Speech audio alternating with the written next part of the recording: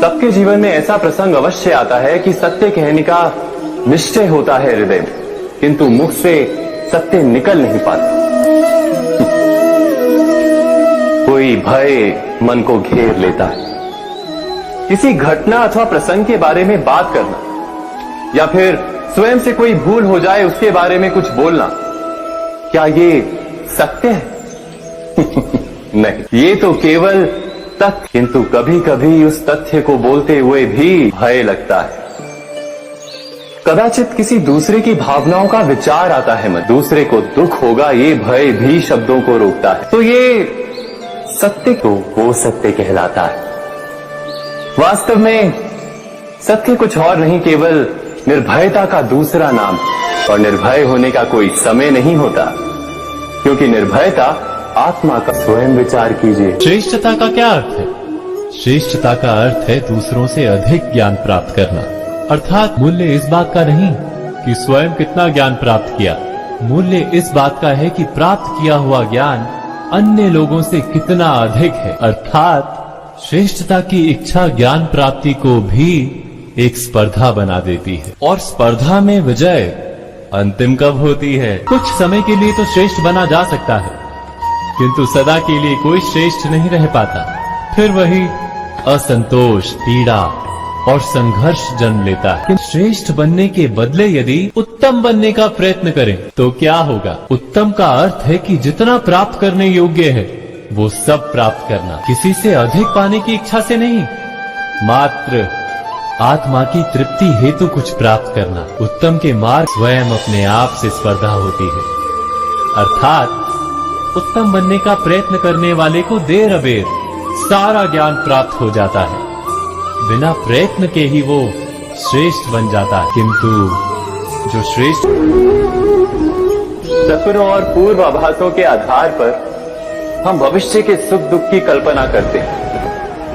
भविष्य के दुख का कारण दूर करने के लिए हम आज योजना बनाते हैं,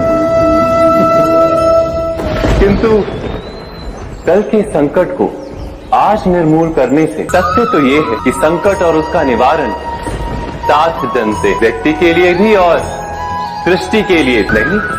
आप अपने भूतकाल का स्मरण कीजिए, इतिहास को देखिए, आप तुरंत ही ये जान पाएंगे कि जब जब संकट आता है तब तब उसका निवारण करने वाली शक्ति भी जन्म लेती है। संकट ही शक्ति के जन्म का कारण है। प्रत्येक व्यक्ति जब संकट से निकलता है तो एक पद आगे बढ़ा होता है, अधिक चमकता है, आत्मविश्वास से अधिक भरा होता है, न केवल अपने लिए अपितु विश्व के लिए भी। अपने आप को बदलने का, अपने विचारों को ऊंचाई पर करने का अवसर, अपनी आत्मा को बलवान और ज्ञान मंडित बनाने का अवसर। जो ये कर पाता है उसे कोई संकट नहीं होता, किंतु जो ये नहीं कर पाता वो तो स्वयं एक संकट। स्वयं विचार कीजिए।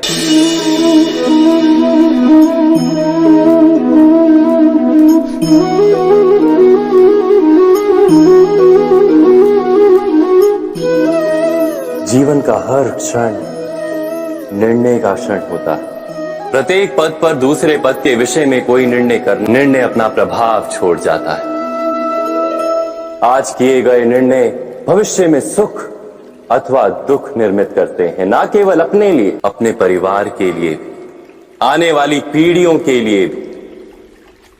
जब कोई दुविधा सामने आती है तो मन व्याकुल हो जाता है, अनिश्चय से भर जाता है। निर्णय का वो क्षण युद्ध बन जाता है और मन बन जाता है युद्ध भूमि। अधिकतर निर्णय हम दुविधा का उपाय करने के लिए नहीं, केवल मन को शांत करने के लिए लेते हैं। पर क्या कोई दौड़ते हुए भोजन कर सकता है? नहीं। तो क्या युद्ध से जूझता हुआ मन कोई योग्य निर्णय ले पाएगा? वास्तव में शांत मन से जब कोई निर्णय करता है तो अपने लिए सुखद भविष्य बनाता है, किंतु अपने मन को शांत करने के लिए जब कोई निर्णय करता है तो